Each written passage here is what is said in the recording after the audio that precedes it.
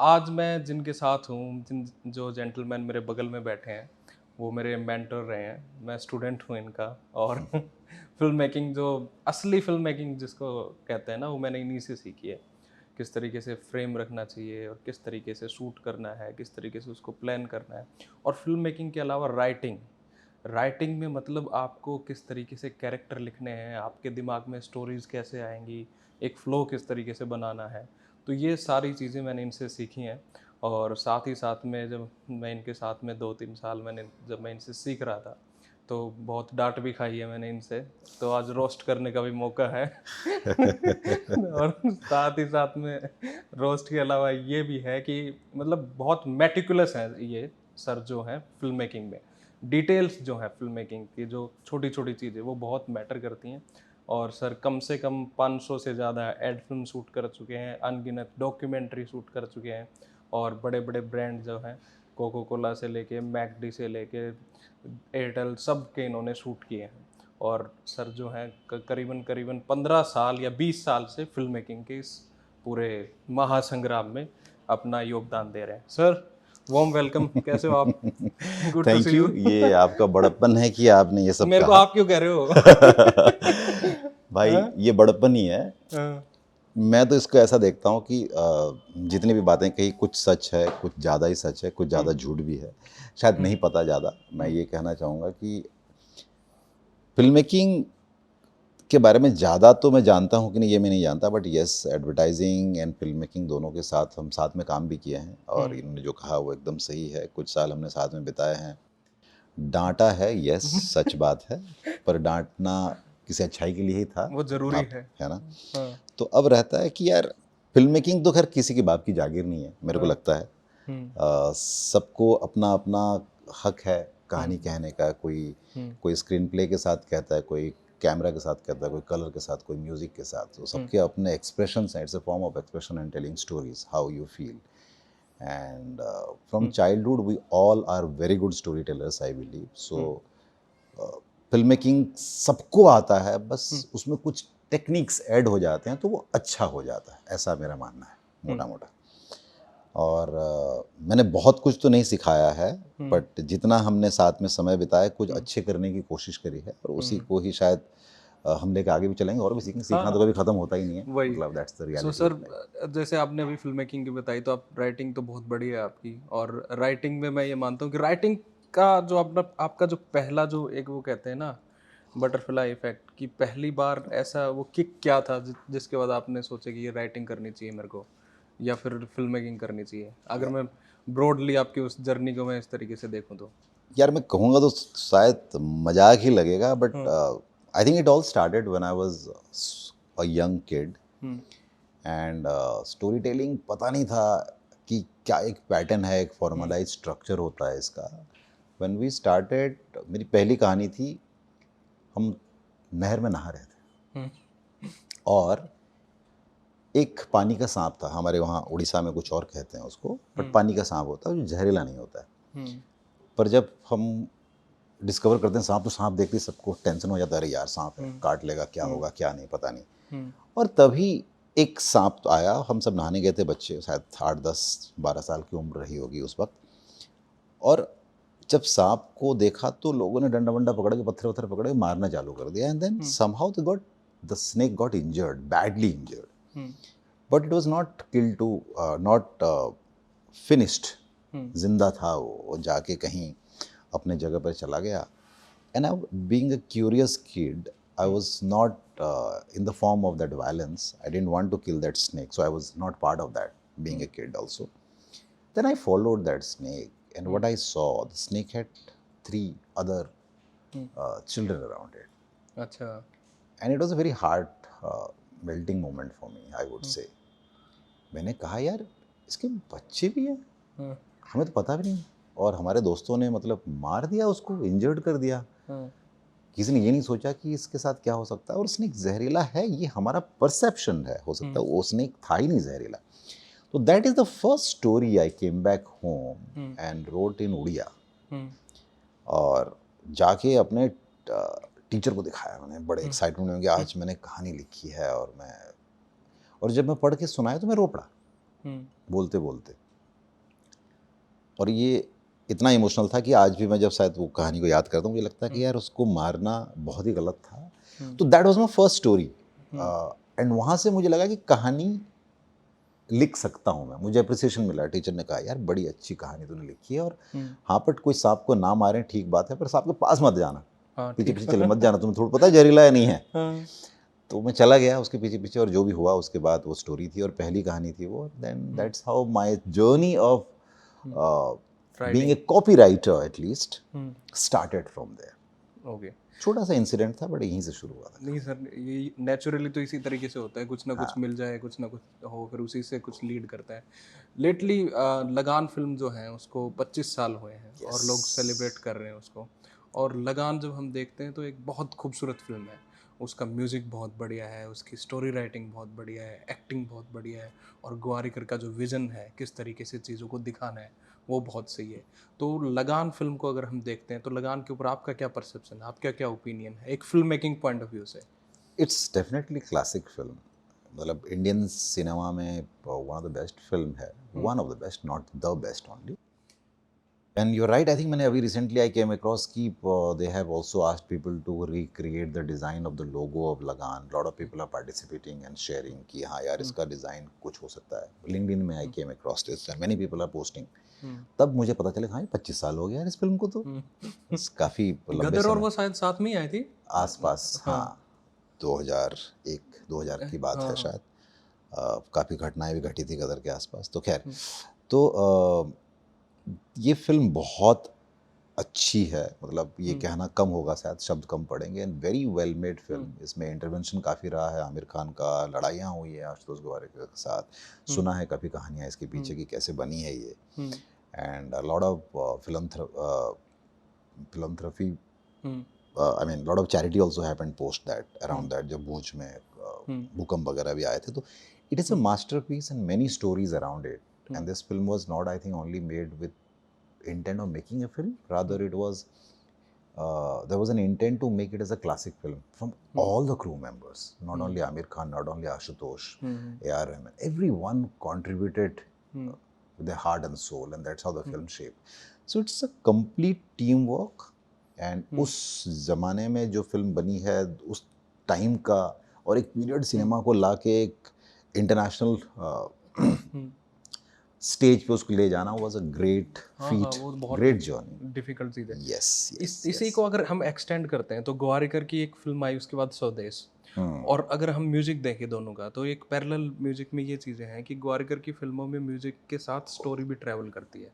चाहे लगान में ओ रे छोरी गाना है, या ओ मितवा, या ओ पालन हारे, वो फिल्म भी ट्रैवल हो रही है। स्वदेश का यूं ही चला चल रहा ही, या फिर आपका स्वदेश का वो दूसरा गाना है जिसमें वो गा रहा कि ये तारा वो तारा, इस तरीके से। हाँ, तो इस फिल्म मेकिंग को आप, इस स्टोरी टेलिंग को किस तरीके से देखते हो, पर्टिकुलरली बॉलीवुड में, जब स्टोरी जो है, कहानी जो है, वो गानों के थ्रू भी साथ साथ कह रही हैं, और पर्टिकुलरली स्वदेश और ग्वारिकर के एस्पेक्ट में? सी पहले भी फिल्में बनी हैं जहाँ musical as a genre, that is generally कहा जाता है इसको, लाला लैंड है, बाद में बनी है, it's a very musical jazz है वो, हाँ। है ना। पूरी कहानी को आप पहले क्या होता था कि बॉलीवुड में हमें एक फिक्स्ड पैटर्न होती थी, क्योंकि यार ऑडियो भी बिकना है, म्यूजिक भी रिलीज करनी है, वहाँ भी एक बिजनेस था।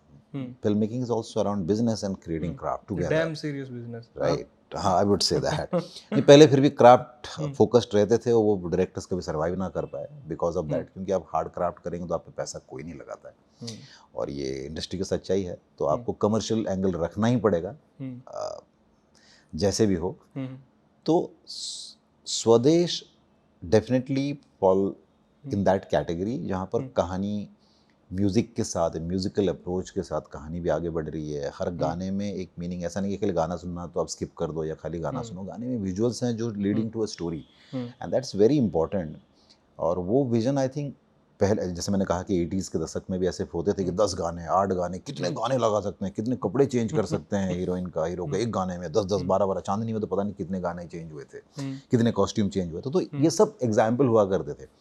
But film making gradually evolve हो गया था, एंड वहाँ आते आते इन्होंने एक नया अप्रोच लिया इस पूरी कहानी में, जो स्टाइल ऑफ सिनेमा में, and they have proved it कि यार गाना जो है खाली एंटरटेनमेंट के लिए नहीं होता, it can be part of the story. हाँ. It's like musical as a part of the story, and it's interesting, quite interesting. So I appreciate it, and I love it. I learned a lot from these two films. स्वदेश तो खैर बहुत personal level पे touch करता है कि आप घर से बाहर हैं. मैं उड़ीसा से हूँ, मैं दिल्ली में रहता हूँ, बॉम्बे जाता हूँ, तो मैं घर से दूर ही हूँ. वो चलिए कहानी में वो यूएस से आया था, बट कहानी वही है कि आप घर से दूर हैं, मोटा मोटा बात तो वही है. तो आप जब घर से दूर होते हैं तो what you can give back to your root is very important, and what Swades has at least taught. Maybe there are millions of people in India who, after watching this film, went back to their scratch board, their drawing room, and then think, यार what can I do to my root?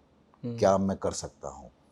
लोगों ने support किया, किसी ने blogging किया, किसी ने mentoring किया, किसी ने कंट्रीब्यूट किया फाइनेंशियली, किसी ने लाइब्रेरी बनाई. मैंने भी ऐसा कुछ किया था. तो उस फिल्म का असर इतना था कि एक्शन में कन्वर्ट हुआ. So that's why I rate Swades is a very good film. It's not only about a cinema but also behaviour changing. That is very important. Cinema से बिहेवियर चेंज होना बहुत जरूरी है. हाँ, ऐसा मेरे को जैसे लगता रंग दे है. बसंती के बाद हुआ. यस. रंग दे बसंती का वो लास्ट सीन था और लोग इंडिया गेट पे भी आए थे. हाँ, प्रोटेस्ट करने. कैसी लगी आपको रंग दे बसंती? बिल्कुल बिल्कुल, इट्स क्या अ नाम वेरी है गुड फिल्म. किसकी है वो? डायरेक्टर भूल गया मैं नाम. दिल्ली का ही है वो बंदा. हाँ, ओम प्रकाश ओम प्रकाश मेहरा. हाँ, राकेश ओम प्रकाश मेहरा. हाँ, पूरा नाम तो वही है. हाँ. तो ओम प्रकाश मेहरा की जो फिल्मिंग स्टाइल होती है, it's always about discovering the other side of you. आप उनकी अदर साइड ऑफ यू, या कोई भी फिल्म आप उनको उठा लीजिए, भले ही अक्ष उठाइए आप उनका. अक्ष एक वन ऑफ द फिल्म थी जहाँ मनोज वाजपेयी जी ने काम किया और ऐसे मुकाम पे काम किया कि जो स्ट्रगलर थे और अचानक से अमिताभ बच्चन के साथ उनका काम हुआ और लग नहीं रहा था कि ये स्ट्रगलर हैं, एक नए एक्टर हैं. तो that is the potential of Rakesh Om Prakash Mehra. वो हमेशा एक इंटरनल स्ट्रगल को कहानी के रूप में बिल्ड कर लेते हैं. ओके. जो कि बहुत आसान बात नहीं होती. आप ठीक से देखेंगे तो रंग दे बसंती जैसे फिल्मों में भी एक कॉल आता है जो अंदर से, यार मेरे को कुछ करना है, और वो करने का जो जज्बा है, जो पैशन है, वो आपको कहीं भी ले जाता है. There is no limit to stop yourself. So he brings that passion. तो उस हिसाब से Rang De Basanti is one of the great film. इसकी उनके बाद उन्होंने एक दो और भी फिल्में बनाई, शायद बहुत अच्छी नहीं रही बॉक्स ऑफिस में, बट दिल्ली 6 बनाई है और भी एक दो बने थे. दिल्ली 6 के तो है ही आई थिंक वो. हाँ, दिल्ली 6 के ही हैं. और दिल्ली 6 में ही tried to capture all the nuances of Delhi 6. वो जलेबी, वो परिंदे, वो गाने, वो जो लाइफ है, छोटे गलियों से, रेस्ट्रिक्टेड वर्ल्ड से कोई बाहर निकलता है और अपने आप को एक्सप्लोर करता है कि नहीं, I can still chase my dream. So these are the thing that he focused a lot, and that's very real, very human, very relatable. Anyone can resonate with it. ये तो है. सो फिल्म वही होनी चाहिए जो लोगों तक पहुंचे और लोग उससे रिलेट कर पाए. वो भी ज़रूरी है, टच कर सकें उसको. यस. सो सर, एक मैं इसको अब लीड करता हूँ आपकी पर्सनल ओपिनियंस के ऊपर. मैं 2-3 चीज़ों पे, पर्टिकुलरली राइटिंग वगैरह इन सब पे. एक फिलोसफर हैं जॉन लॉक, और जॉन लॉक का एक ओपिनियन है, एक फिलोसफी है. वो हालांकि वो कभी 15 किलोमीटर से बाहर, रेडियस से बाहर कभी उन्होंने ट्रैवल नहीं किया, पर वो ये कहते हैं कि ज्ञान जो है वो इंसान कैसे प्राप्त करता है, उसके वो 2 तरीके बताते हैं. वो पूछते हैं कि या तो आदमी, इंसान जो है वो एक्सपीरियंस से ज्ञान प्राप्त करता है, या फिर वो ऑब्जर्वेशन से ज्ञान प्राप्त करता है. कि एक तो वो घूम के ज्ञान प्राप्त कर रहा है, या फिर वो ऑब्जर्व करके ज्ञान प्राप्त कर रहा है. एज ए राइटर, मैं अगर आपसे यही चीज़ पूछूं, तो जब आप कोई कहानी लिखते हो तो उसमें आप इन दोनों चीज़ों को किस तरीके से रखते हो, और कौन सी चीज़ ज़्यादा स्ट्रॉन्ग है? ये सवाल क्वाइट डीप है, और मुझे लगता है there is no particular source of inspiration that you take in your writing. As I said, जैसे हमने शुरू किया हमारी बात, तो मैंने कहा कि मैंने एक घटना जो विटनेस किया और बचपन में, वो एक कहानी के रूप में मेरे जहन में आई. बट क्या वो सामने वाले को, वो किसी को वायलेंस नजर आए, मेरे को इमोशन नजर आए, किसी को थ्रेटन नजर आए, तो एक कहानी के कई रूप होते हैं, multiple aspect to it. Similarly, जब हम इस सवाल का मैं सही से अगर जवाब दूं तो observation is definitely key in writing, but imagination is also a key in writing. Observation is what you see and you write. Imagination is something that you create fresh from your mind. Yes, हम बोलते हैं कि science में भी बोला जाता है कि बचपन से जब हम बड़े होते हैं, हम जो चीज़ देखते हैं, जो हमारे इर्द गिर्द घटता है, उस घटनाओं का एक छवि बैठ जाती है हमारे दिमाग में, जहन में, और वो ग्रेजुअली हमारे काम में वो दिखता है, रिफ्लेक्ट करता है. But there are people who also imagine a fresh. Completely नए तरीके से इमेजिन भी करते हैं कहानियाँ। तो कहानियाँ हमेशा ऑब्जर्वेशन से नहीं आती, observation is one of the aspect of it. But I feel कि लोग जब इसको और डीपली एक्सप्लोर करते हैं कि यार मैं अपने आप को कहाँ ले जाऊँ, एक बहुत आम बात है जैसे हम अभी बात कर रहे हैं और मैं बोलता हूँ कि यार मुझे आपकी एक बात अच्छी नहीं लगी और मुझे उस बात पे गुस्सा आया, मैंने कुछ बिहेव किया, मैंने ये कप फेंक दी और कप फेंकने के बाद आपको भी कोई गुस्सा आया, आप उठ गए और आपने बोला ये कोई तरीका है बात करने का।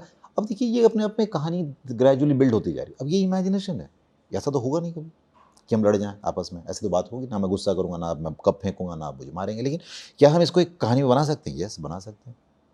आपके साथ आपकी टीम है, अचानक वो भी उठ के आप कैसे हमारे बॉस को बोल सकते हैं उन्होंने मारा कैमरा मेरे सर पे, ये खून हो गया, फिर मैंने बोला अरे भाई हॉस्पिटल जाना चाहिए, मेरे बच्चे, everything is connected so much. So story does not have a pattern to follow, there is no fix formula of a story. And I feel observation, as you said, observation is one aspect of storytelling or conceiving an idea. Stories can be built upon your imagination as a part of the flow. You can start with the dot and start stretching it as long as you can. It can go for kilometers, million of kilometers. So I believe जो writers हैं जो लिखते हैं वो definitely उनके अपने pattern follow करते हैं, अपना एक तरीका फॉलो करते हैं। Every writer is unique and different in their approach and we should do that. That is what keeps the story different and alive. अगर हम बोलें कि एक पैटर्न फॉलो कर लिया जाए जो कि आज के दौर पे ग्रेजुअली होने लगा है थैंक्स टू एआई, बट ये बहुत ज़रूरी है कि लोग अपने ओरिजिनल आइडियाज़ को imagination, observation, watching stories, reading stories, visit, imagine every seen that you go through. आप बस में जा रहे हैं, आप कई घटनाएं वहाँ पर रचना कर सकते हैं। सोचिए एक जेब कतरा आ गया, दो सिचुएशन हो सकते हैं, आप चाहें तो पार्टिसिपेट करें उसमें या तो आप चुपचाप बैठ के विटनेस बन जाइए। अब आपने अगर पार्टिसिपेट किया, क्या वो आपको अटैक करेगा? क्या उसके 4-5 लोग और भी बस में हैं? क्या वो कहानी लीड करेगी कि आपको मेंटल हेड इंजरी हो जाए, उसके बाद आप कोमा में चले जाएं? फिर उसके बाद क्या होगा? अब चुपचाप बैठे हैं आप, आपने एक रील बनाई, पोस्ट करा, वायरल हो गया। अब इसके दो एस्पेक्ट हैं। हो सकता है बस का कंडक्टर आके पार्टिसिपेट करे, हो सकता है क्राउड उसके खिलाफ पे जाए, हो सकता है वो लोग क्राउड को डोमिनेट कर जाए। अब देखिए कहानी कितने रूप में बदल सकती है। तो कहानी observation plus imagination, I think this are the key. Okay sir, जैसे इसमें एक चीज़, दो सवाल है, मैं पहले कंप्लीट करता हूँ। एक इंटरेस्टिंग चीज़ जो आपने बताई है इमेजिनेशन की, तो कई बार लोगों को ये लगता है और हम अपनी दुनिया में ये कहते भी हैं और स्पेशली पुराने लोग ज़रूर कहते हैं कि कहानी जो लिखता है वो एक गॉड गिफ्टेड राइटर होता है, एक नेचुरल राइटर होता है। पर देयर आर केसेस, कई एग्जांपल्स हैं ऐसे जो अपने आप को बिल्ड करते हैं, they chisel themselves out and get into a shape where they can actually stand tall and make their presence felt. तो ये factors हैं and I mean I can't disagree completely कि people are born with talent. Yes, people do come to this world with a specific kind of talent, but you can acquire, you can learn. That is also another way. You in advertising, at least since I come from this industry, I have seen many people who are inclined towards writing but never worked as a writer in their past. But वो क्या हुआ कि कोई engineering करके आया है, writer बना है, कोई आर्ट स्कूल से आया है बट राइटर बना है, उसकी स्किल शायद पेंटिंग या शेप में था but no he turned out to be a writer in later part of life. So you can adapt, you can learn, and you can be someone. Right now it's not any more a restriction. I don't fully agree with that. As I said, I started with partly agree with it, not 100%. जैसे Charles बुकोस्की है, वो कहते हैं कि मतलब मैं हिंदी में अनुवाद कर रहा हूँ उनके पोएम का, कि अगर तुम लेखक बनना चाहते हो और घंटों तुम्हारे को बैठना पड़ रहा है टेबल पे, तुम मत लिखो। इस तरीके से एक दिन किसी न किसी दिन वो आएगा जब तुम्हारे दिमाग या मस्तिष्क में वो फूटेगी वो रोशनी, और तुम लिखोगे जब तक या तो वो रोशनी खत्म ना हो जाती या तुम खत्म ना हो जाते। तो इस तरीके की बातें पहले बहुत फैलाई जाती थी, बट आई पर्सनली बिलीव कि अगर कोई प्रैक्टिस जो है, प्रैक्टिस करके अगर कोई लिखना चाहता है, वो प्रैक्टिस करके बहुत अच्छा राइटर बन सकता है। ये मैंने देखा है। मैं see I'm not a great example maybe in this industry yet, but have done enough work. Yes, पता नहीं कितने कॉर्पोरेट, कितने ऐड, कितने वो सब बनाए हमने ज़िंदगी में, और ज़्यादातर मैंने खुद लिखा है। और अगर मैं आपको एक छोटा सा उदाहरण दूँ, I am giving my example, then I will come to the rational of it. मैं जब इस इंडस्ट्री में आया तो मैं एक राइटर के तौर पे नहीं था, मैं हूँ उड़ीसा से, ना मेरी लोगों का परसेप्शन है कि यार इसकी हिंदी कैसी होगी, पता नहीं। हो सकता है बोली में आए, उड़िया अभी भी आता है, बट हम जब लिखते हैं तो हिंदी को अपने सही तरीके से लिखते हैं, या अंग्रेजी लिखना होता है, अंग्रेजी हमारा है ही नहीं language as a part of daily life. And coming from a small village, जब इस इंडस्ट्री के बारे में पता भी नहीं था, तो इस इंडस्ट्री में जब हम आए, सीखे, तो मुझे लगता है यार सीख के भी आदमी कर सकता है। और दूसरी बात, जैसे कि आपने उदाहरण दिया कि आप तब तक बैठे रहिए जब तक आपको आइडिया ना आए, एक तरीका है, और एक दूसरा तरीका है कि यार आप इतने you are ebbing with ideas, overflowing with ideas, and you can't stop yourself. हाँ, सो दो बातों में ना बड़े दो अलग हैं मेरे को लगता है। कॉन्ट्रडिक्शन। हाँ, काफ़ी अलग है एक्चुअली, अगर मैं सही से बोलूँ इस बात को, तो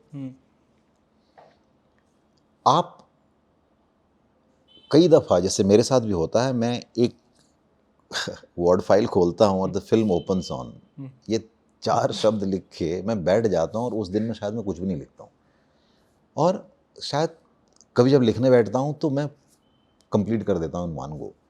but writing does not have a style of its own, there is no pattern again to anything, and you can always break pattern, you can create pattern, that's what I believe, and I think out there many people also believe in the same idea. तो कई दफ़ा आप लिखने के लिए बैठते हैं और आप लिख लेते हैं, और कई दफ़ा आपको आइडिया आता नहीं, 3 दिन आप स्ट्रगल कर रहे होते हैं, यार मेरे को जो चाहिए वो नहीं मिल रहा है। ये स्ट्रगल मेरे ख्याल से क्रिएटिव ब्लॉक्स जिसको हम कहते हैं, ये पेंटर्स भी इससे गुजरते हैं, राइटर्स गुजरते हैं, आर्टिस्ट गुजर हर आर्टिस्ट भी कई दफ़ा अपने परफॉर्मेंस को लेके जब रिहर्सल में आते हैं, कोई उनको नकार देता है, यार ये नहीं चाहिए मेरे को, कुछ और चाहिए, तो वो होता है। कभी कभी शूटिंग फ्लोर में हम 50 टेक ले रहे होते हैं और वो नहीं मिलता जब तक अलाइन नहीं होते, तो कई बातें, तो हम एक फिक्स स्टाइल को नहीं बिलीव कर सकते। उन्होंने कहा है, जिस दौर में कहा है, शायद उनकी अपनी एक्सपीरियंस, अपनी दायरे में रह के उन्होंने बोला है। Every opinion is respected, it comes from someone's personal experience, but I believe nothing has a pattern. आप कई दफ़ा लिखने बैठते हैं, नहीं लिख पाते, कई दफ़ा आप लिखना चाहते हैं, लिख लेते हैं। तो greatest of the idea sometime comes later, sometime you can crack in one go. First thought में, फर्स्ट थर्ड में भी आ सकता है। हाँ, जो जबकि हमारी इंडस्ट्री में बोला जाता है first third you always reject. बोला जाता है कि पहले इनिशियल 10 थॉट्स को आप रिजेक्ट करेंगे, तब जाके 11वें में शायद थोड़ा सा बेहतर बनना चालू होगा। बट सबके अलग अलग रहे हैं। पीयूष पांडे जी अब रहे नहीं, बट जब वो भी लिखते थे, कई दफ़ा उन्होंने एक बार में कई कैंपेन्स बनाए जो एक ही बार में बनाए हैं, क्योंकि उन्होंने जो बाकी साल लगाए हैं उसमें वो सब, वो जो फर्स्ट थर्ड सेकंड और 100 राउंड्स में पहुंचने की या तरीका है वो गुजर चुके हैं। तो उनका हर थॉट शायद 100 से शुरू होता है, इवेंचुअल है। हाँ, तो इसका कोई पैटर्न नहीं है, इट डिपेंड्स टू इतनी पीपल। होगी। Yes yes. सर, इसी को नेक्स्ट लेवल लेके चलते हैं, वर्ड्स के ऊपर बात करते हैं, शब्द और विचार जो हम बात कर रहे हैं। एक ये ओपिनियन है और ये माना जाता है कि कई बार हमारी जो फीलिंग्स हैं, हमारी जो भावनाएं हैं, वर्ड्स उनको लिमिट कर देते हैं। लैंग्वेज जो है वो उनको लिमिट कर देती है। हम जो सोचते हैं वो हाथ तक आता है, और हाथ के बाद जब पन्ने या लैपटॉप आता है तब तक वो 10 या 20 या 30% रह जाता है। बिल्कुल। लैंग्वेज लिमिट कर देती है। दूसरा ओपिनियन इसका ये है कि is thought possible without language? क्या इंसान भाषा के बिना सोच सकता है? अगर ऐसा है तो इस दोनों चीज़ों पे क्या है? ये थोड़े नहीं, सवाल बहुत अच्छा है, और I would say it's what you triggered just now, I have gone through this, so I can at least share my personal opinion on that. As I said, I am from a small village of Odisha, where the language was what we used to speak, our mother tongue. And when you speak something in your mother tongue, is very comfortable you are in. Because बचपन से आप वही बोलते हैं, वही बोलते हैं, right, आप बेटर एक्सप्रेस करते हैं। जब मैं उसको हिंदी में या इंग्लिश में या किसी भाषा में आता हूँ, तो मेरे को ग्रामर की एक लेयर आ जाती है सबसे पहले, कि यार क्या मैं सही कर रहा हूँ, क्या मेरी स्ट्रक्चर ऑफ द सेंटेंस सही। अब मेरी जो एक्सप्रेशन है, वो भावनाएं मैं पहले बयां तब करूँ जब मैं इनसे गुजरूँ। जब मैं यही लाइनें पे उलझा रहा, तो मैं सुलझाऊंगा कैसे अपने आइडिया को। तो इट इज़ वेरी इम्पॉर्टेंट। अगर आप पुराने बातों को देखेंगे तो हमारे वेद हैं, हमारे कई ऐसी चीज़ें हैं जो मौखिक रूप से चलती हुई आ रही थी, किसी ने कोई लिखा नहीं था कभी, it was part of spoken form, right. तो यस, आपको अगर ये एम्पावर कर दिया जाए, जो कि आज इंटरेस्टिंगली टेक्नोलॉजी के ज़रिए काफ़ी प्रैक्टिकल हो गया ये बात है, आप बोलते रहिए, आप जो बयां करना चाहते हैं, और वो एआई उसको इंटरप्रेट करके जो भाषा का लेयर है, जो जो ग्रामर है, जो वर्ड्स हैं, जो शब्दों का हेर फेर है, वो संभाल लेगा। अब अपनी बात तो बोलिए पहले, जो आप कहना चाह रहे हैं वो ज़रूरी है। ठीक बात है। तो yes, and it's getting better with thanks to the new technology out there and people are doing it. In fact मैं जानता हूँ मेरे कलीग हैं, बेचारे बहुत अच्छे नहीं हैं इंग्लिश में, बट ऑडियो इस्तेमाल करके जब वो आर्टिफिशियल इंटेलिजेंस के थ्रू अपनी भावनाओं को बयां करते हैं, तो वो देख के हैरानी होती है कि हाँ यार, ये तो जो सोचता है वो आता है। It's translating literally what is thinking into what is appearing in front of you. So yes, अगर आपको कोई अपॉर्चुनिटी मिल जाए कि आप जो बयां कर पाएँ, जो अच्छे से एक्सप्रेस कर पाएँ अपने भाषा में वर्सेस आप लिख रहे हैं उसको शब्दों में, तो आप उलझ सकते हैं। लेकिन जो आप बोलते हैं, जो बोलचाल है, जो खड़ी बोली है आपकी, अगर उसी से आप उसको बना सकते हैं, तो you are always original, there is no वो लेयर। फाइनेस्ट तरीका होगा। दूसरा सवाल जो था कि is thought possible without language, इस पे थोड़ा सा हाँ। सोच के मतलब क्योंकि मेरे को भी नहीं पता जवाब इसका। देखिए, हाँ, is thought possible without language? क्या भाषा के बिना सोच सकते हैं हम? हाँ, हाँ भी ना भी एक्चुअली, तो दोनों पे मैं अपना राय दूंगा। अब देखिए, हमारी जो लर्निंग है, बचपन से हम एक तरह से कंडीशन होते आते हैं। जो लर्निंग की मेथड है, मैं रोऊंगा, बच्चा रोता है तो उसको दूध मिलता है, एकदम शुरू से शुरू करते हैं। बच्चे का एक्सप्रेस करने के क्या तरीके, जब उसको भाषाएं नहीं थी, उसका सिर्फ एक चीज़ था कि मेरे को चींटी ने काटा, मैंने चिल्ला चिल्ला के रोया, घर वाले पूरे अटेंशन दिए मेरे को, दूध का दूध मिला, प्यार का प्यार, ठीक है। तो child is, if you see, it expresses without even giving a damn about what you think, what he thinks, what it thinks, and what is the outcome of it. उसका फर्क नहीं पड़ता दुनिया में, बस मेरे को तकलीफ है, मैं रोएगा। आपका काम है मेरे को अटेंशन देने का। मेरे को भूख लगी, मैं बस हाथ पैर मार के रोया, आप दे रहे हो मेरे को। तो this is, if you see the basic of it and how it is translating, the expression is without a thinking, without a process of thinking what is the outcome. तो अगर आपकी सोच है, हम सोच को कहीं ना कहीं एक्सप्रेस करने के लिए भाषा का इस्तेमाल करते हैं, पर जिनको भाषा आती नहीं, जो बोल नहीं पाते, वो भी तो जिंदा है।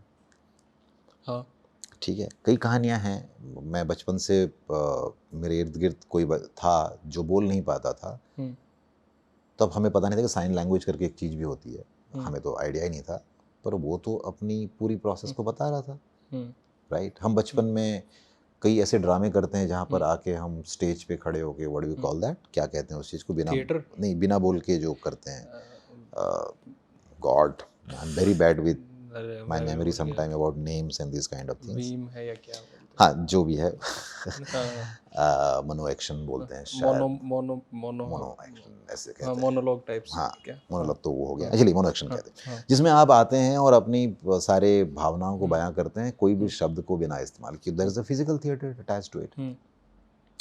और हमारे ट्रेडिशन में देखेंगे कई डांस फॉर्म्स हैं जिसमें कोई भी नरेशन नहीं है, पर हम युद्ध, अपनी पावर, अपने सारे रस को एक्सप्रेस करते हैं, राइट।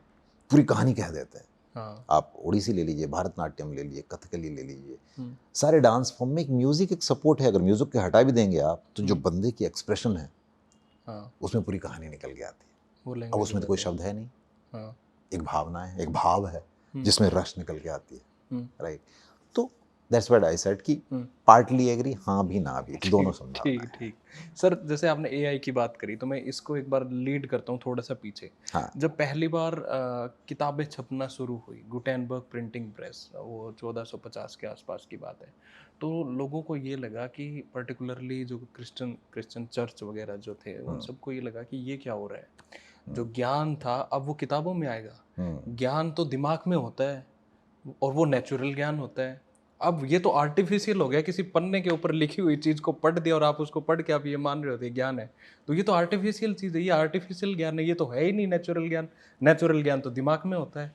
और अगर किताबें छपना शुरू हो गई और अगर किताबें आ गई, तो ये सोसाइटी जो है ये कोलैप्स हो जाएगी, क्योंकि हर साला दूसरा आदमी किताब पढ़ने के लिए अकेले अकेले बैठा रहेगा कमरों में। फिर तो ये समाज भी नहीं चलेगा। तो वो चर्च जो था, उन्होंने किताबों को पढ़ना एक तरीके से सिन घोषित किया और ये कहा कि ये आर्टिफिशियल ज्ञान है। अब ये आर्टिफिशियल ज्ञान को हम 1450 से आज प्रेजेंट टाइम पे ले आते हैं। और देखिए इसमें हाँ दोगलापन है, हाँ मैं तो कहूँगा, क्योंकि हाँ सर सॉरी, मैं हाँ इसको लीड कर लेता हूँ एक बार। तो जो ये एआई ने जिस तरीके से हमारे अंदर जो ज्ञान की परवाह करी है, या हम उस जैसा बनना चाह रहे हैं, और हम एआई जो है वो इंसान जैसा बनना चाह रहे हैं। अभी कोई भी जब टाइप करता है तो कोई भी किसी को दिखाता है तो बोलता है कि ये तो बिल्कुल सही है, एआई से किया है मैंने।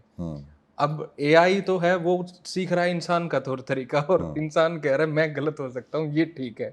तो तो इस चीज में सर, जब हम एड फिल्म जब लिखते हैं, पर्टिकुलरली जब हम कोई भी फिल्म लिखते हैं, तो इस सिनारियो में आप इसको किस तरीके से देखते हो, एआई को लिखने को, और ये सारा जो आर्टिफिशियल ज्ञान और जो इसकी बात होती है? देखिए आई थिंक आपके सवाल में 3-4 सवाल हैं हाँ एक जी, हाँ सवाल जी। में, तो शुरू करते हैं वहाँ से। जैसे मैंने कहा दोगलापन है, हम्म तो कोई भी समाज में नहीं चाहता हम्म कि सब लोग ज्ञानी बन जाएं।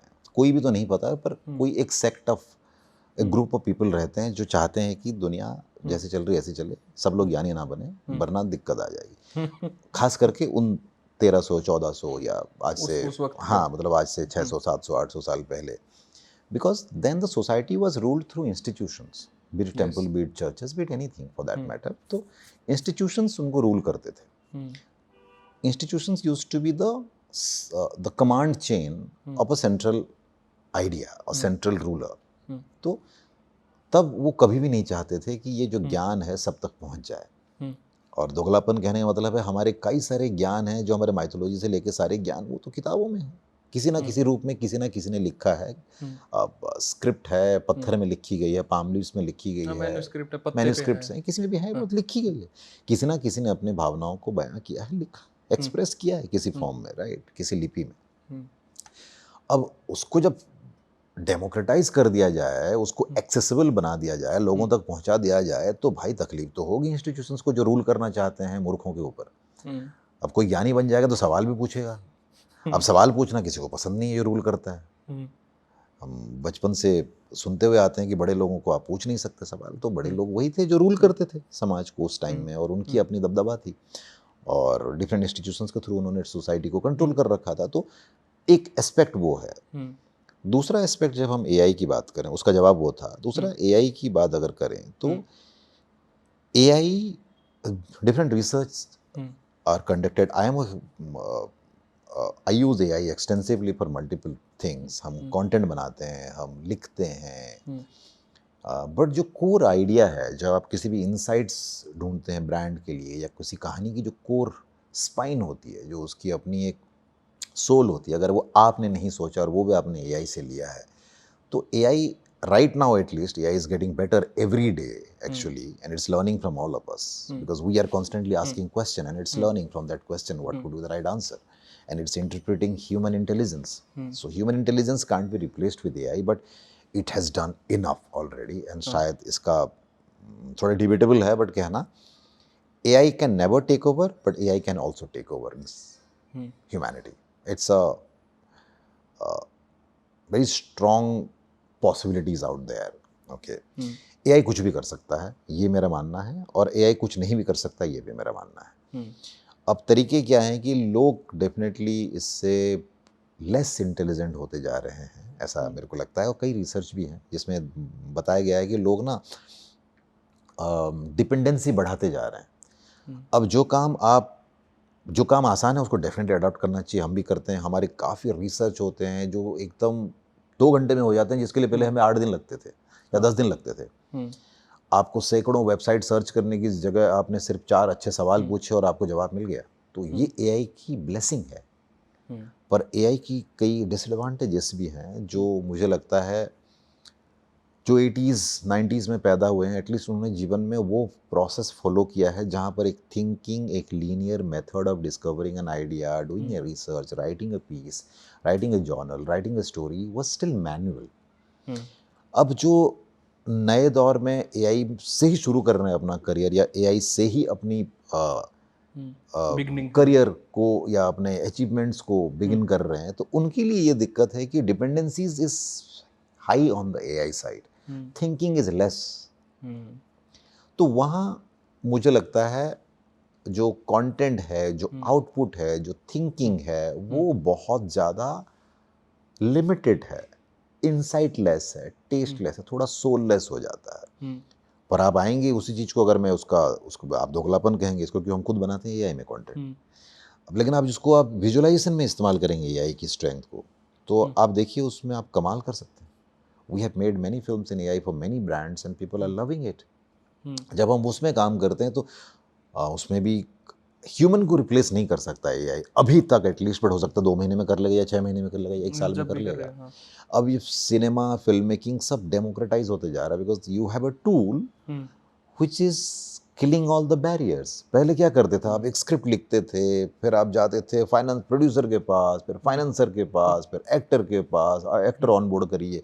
अब ये सारी जो लेयर्स हैं वो अभी भी चल रहे हैं। अच्छा, ओटीटी में, सिनेमा में वो है, प्रोसेस है अभी भी। अगर लेकिन आप दूसरे तरीके से देखेंगे तो एक बंदा घर में बैठा है, लैपटॉप में ही अपनी पूरी कहानी को विजुअलाइज करना चालू कर रहा है, और अगर उसको सही से डायरेक्शन आती है, सही से राइटिंग आती है, तो शायद वो अपनी पूरी फिल्म 1-1.5 महीने में घर में बैठ के बना लेगा without paying a single rupees to an actor. It's possible. So that democratization has also happened as an advantage.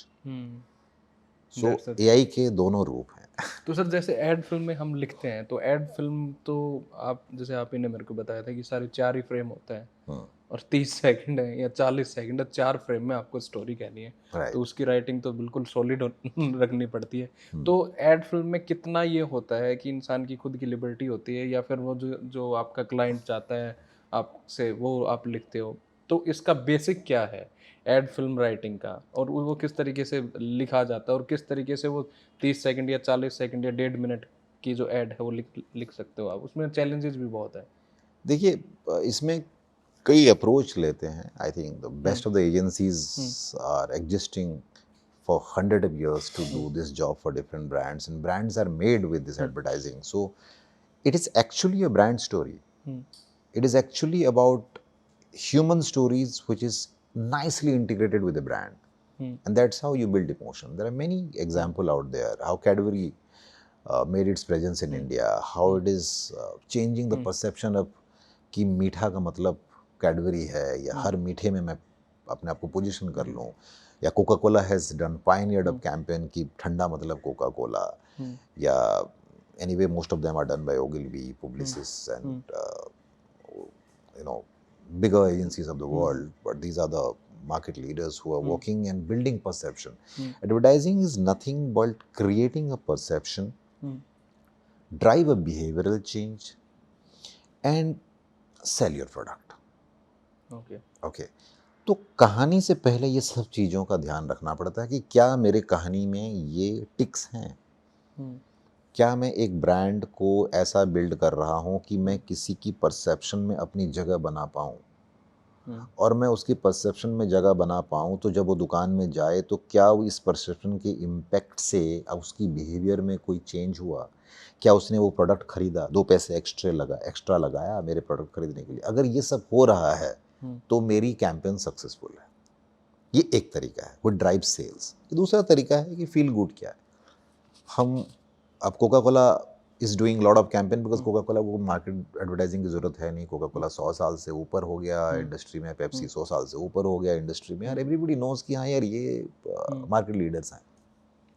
पर वो क्या करते हैं, वो तभी भी एडवर्टाइजिंग करते हैं, अभी भी करोड़ों millions of dollars they spend on advertising and branding. Why? Because they want to be relevant to your culture. आप अगर देखेंगे, Coke is one of the brand and Pepsi is one, Coke is majorly doing a lot of stuff towards culture integration into this. Like हम खाना खाते हैं, खाने के बाद कोक, ये कहाँ से आया? लेकिन ये बन गया है, बिहेवियर चेंज हो गया है। थोड़ा मसाला खा लिया, कोक पी लीजिए, थोड़ा बिरयानी खा लिया आपने, स्प्राइट पी लीजिए, मिर्ची बढ़ाना है तो फेंटा, जो भी पी लीजिए, XYG. So how these are all perception built over a period of time. Behavioural change के लिए, और हम ये बिलीव कर लेते हैं। आप बोलते हैं कि यार मुझे टूथपेस्ट का मतलब कॉलगेट है, पहले था नहीं, टूथपेस्ट तो एग्जिस्ट नहीं, पहले कोयले से टूथपेस्ट को करते तो थे। कहते ही कोलगेट थे पहले। हाँ, तो यही बात, अब ये परसेप्शन बिल्ड किया गया है, अब भी गांव में कोलगेट ही कहते हैं। कोलगेट ही कहते हैं, है ना। तो यही हम्म, बंद करना है क्या? अच्छा नहीं नहीं नहीं नहीं सर, हाँ, नहीं, मुझे लगा बैटरी का। हाँ, तो कोई भी ब्रांड आप जो बिल्ड करते हैं वो परसेप्शन चेंज करने की बात करते हैं। आप 20 साल में शायद कोई कैंपेन नहीं देखे होंगे, बड़े लिज्जत पापड़ बचपन में देखा आपने, एक एड देखा है, बार बार देखा दूरदर्शन में। तो तब क्या होता था कि source of content consumption was one television at home and one channel Doordarshan, और कुछ था नहीं। उस दौरान जो भी ब्रांड आए उन्होंने अपना छाप छोड़ा। पर वो एक तरीका है, और भी कई तरीके, आउटडोर है, कई तरीके से आप तक पहुंचते हैं ये ब्रांड्स, और आपको बताते हैं कि हम बेहतर हैं। ओके। तो ऐसे ही जब आप कहानी लिखते हैं, उसके ऊपर जब विज्ञापन में 30 सेकंड, 40 सेकंड, 45 सेकंड या 1 मिनट में कहानी, अभी भी लॉन्ग फॉर्मेट कंटेंट भी चलता है। Dettol comes up with a 5 minutes long campaign recently and it was a successful campaign. So advertising is also shifting it's gear.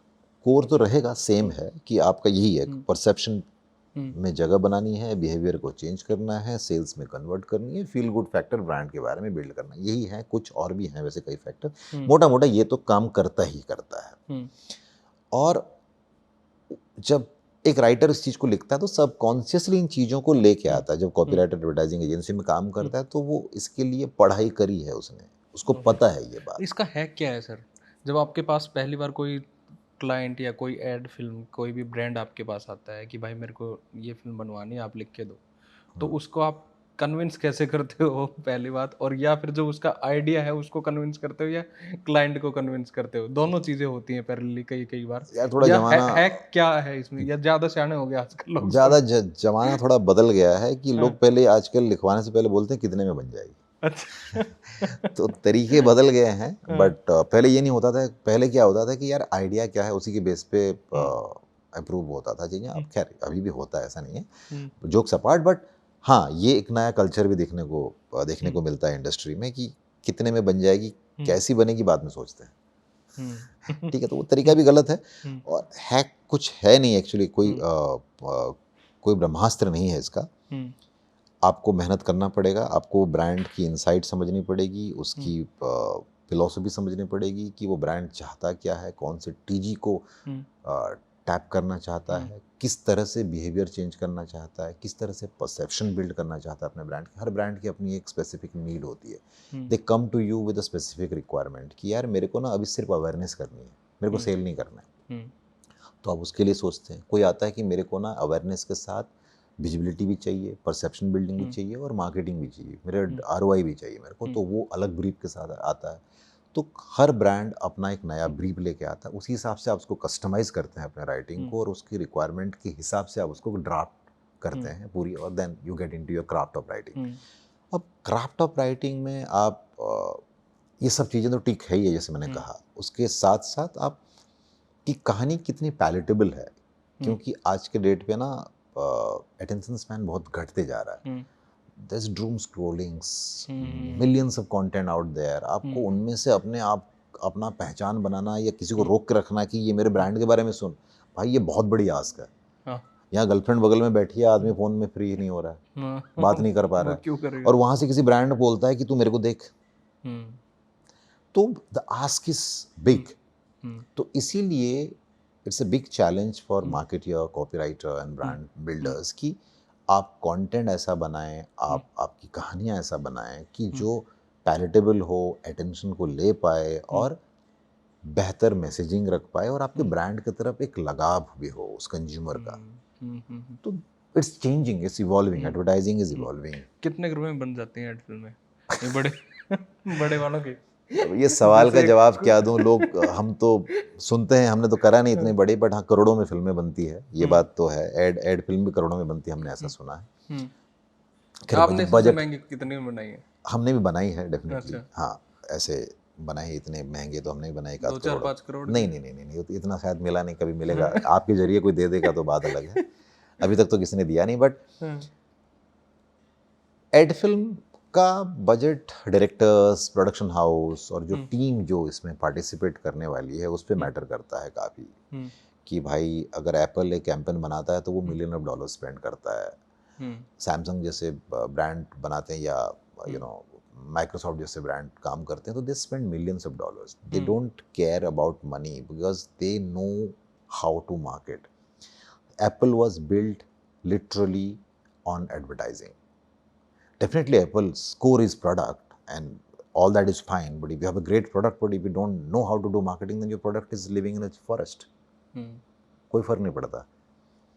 आपको बहुत मैटर करता है कि आप कैसे उसको मार्केट में ला रहे हैं, क्या परसेप्शन से बिल्ड करते हैं. मतलब Airtel has done the similar campaign and they have spent millions of dollars when they launched their campaigns, and they didn't bother कि हमें ए आर रहमान चाहिए, हमें best of the directors Shahrukh Khan चाहिए, इंडस्ट्री जो में भी चाहिए, वो सबको लेके आएंगे बिकॉज उसी से ही फाइनेंस को लीड होता है. जैसे मैंने कहा, मार्केट आरओआई उनको मिलती है. तो पैसे खर्च करते हैं लोग, ऐसा नहीं है. और कुछ लोग हैं जो करते नहीं है पर चाहते वो हैं. ये एक गलत तरीका है. दिखाएंगे आपको उदाहरण शाहरुख खान की एयरटेल की फिल्म पर, उनके बजट होंगे पीनट्स, 20 लाख. नहीं आपने लाखों में बोल दिया, शुक्रिया आपको. बट लोग तो बहुत अजीब बातें करते हैं. तो इंडस्ट्री की अपनी है वो, खैर. And there are many good brands who wants to spend money, but I think it's more than spending money. What is that desire? क्या ये फिल्म बना के, ये जो हम कैंपेन बना रहे हैं, उसकी आउटकम क्या चाहिए? क्या ये सही सारे टिक्स कर पा रहे हैं? इसलिए you need a great team, you need a very good team, be it director, writer, photographer, styling, मतलब the entire crew participate to deliver you a great film, be it advertising or be हाँ, it वो तो cinema. Team के बिना तो है ही Yes, नहीं. हो ही नहीं पाता. तो हाँ.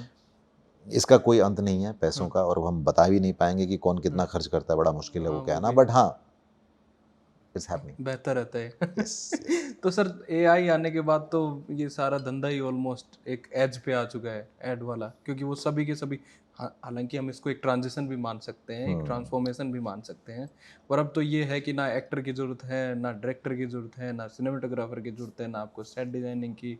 बस आप आओ, 5 वो फ्रेम जो आप हम इतनी मशक्क़त के बाद बनाते थे सोच समझ के, अब वो 5 फ्रेम एआई के, जो एआई ट्रेंड एडिटर है वो बना देगा और आपका काम खत्म. और जो 50 लाख देता था वो 10 लाख या 5 लाख में करवाएगा काम. इतना ये दे क्या रहे चीज़ है? तो बढ़िया है, बट हाँ. बढ़िया कहाँ है? पैसे तो दे नहीं रहे, कहाँ से बढ़िया हाँ, है? पैसे नहीं दे रहे, वही कह रहा हूँ. एआई में लोगों को लगता है कि एआई सस्ता है. अरे भाई, एआई सस्ता नहीं है. लोगों को समझना पड़ेगा, AI doesn't come in cheap price. AI is expensive. Expensive.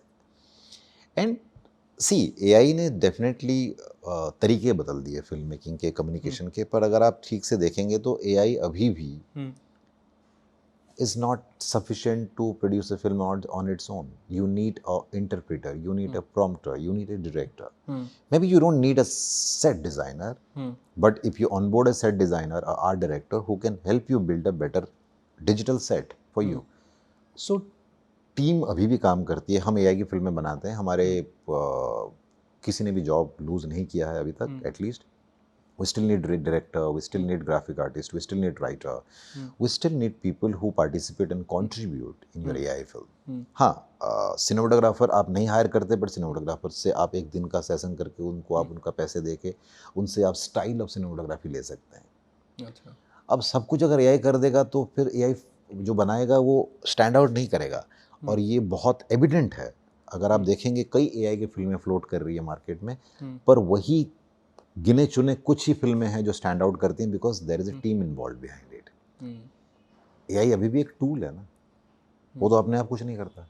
आपको बताना पड़ता है कि क्या चाहिए आपको, लाइटिंग क्या चाहिए आपको, एक्सप्रेशन कैसे चाहिए, कपड़े कैसे चाहिए, कैमरा मूवमेंट क्या होना चाहिए, किस टाइम पे कौन से एमएम का लेंस होगा तो कौन सा इमोशन आएगा. वो विजन डायरेक्टर से ही आता है, या एक डायरेक्टर से आता है एक्चुअली. या तो बहुत अच्छे राइटर से भी कर लेते हैं, ऐसी बात नहीं है. बहुत सारे राइटर हैं जो टर्न डायरेक्टर हैं, और डायरेक्टर टर्न राइटर से टुगेदर भी हैं. तो वो मिलके ही होता है ये चीज़. एआई अपने आप सब नहीं संभाल पा रहा अभी तक, at least. I don't know, as I keep saying this, AI is evolving every day in a speed that is very difficult to catch on. And it can probably do a lot of things on its own, but it will still demand a human intervention into the method and the process of filmmaking or advertising.